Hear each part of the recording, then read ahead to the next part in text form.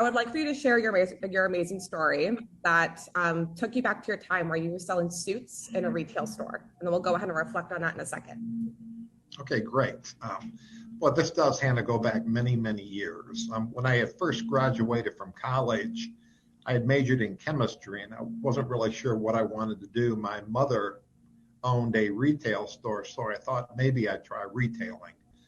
I was recruited in college to go to work for a company named the May Company, which was based in downtown Cleveland, Ohio.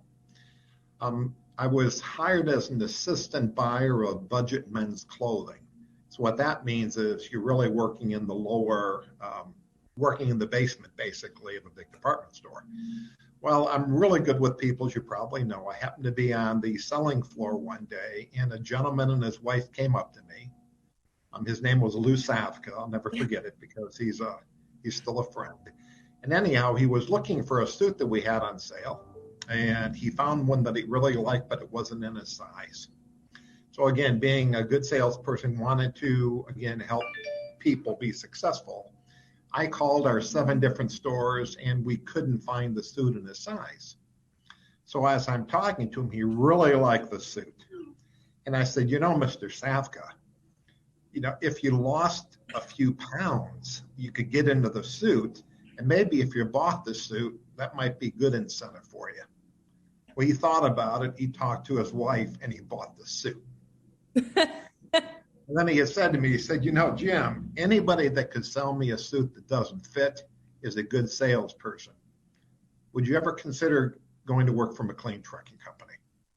And that was my story that got me from retail into the logistics industry. Mm-hmm. And that's an industry that I was in for many, many years, all because of Lou Savka. That is truly an inspiring story. And kind of looking back on that moment, is there a specific sales technique that you use that has really stuck with you to where you are now? Yeah, I think a couple of things. First thing is again, building relationships is so important, not only with your coworkers, but with prospects and customers. Mm-hmm. I think for me, it's really listening and trying to clearly understand what the needs are for a prospective buyer. In Mr. Savka's case, he really, really wanted that suit. And I was able to find a way for him to have it, and also for him to maybe feel better about himself by losing weight. So the ironic thing about that story, Hannah, I met him years later. He told me he never got into the suit.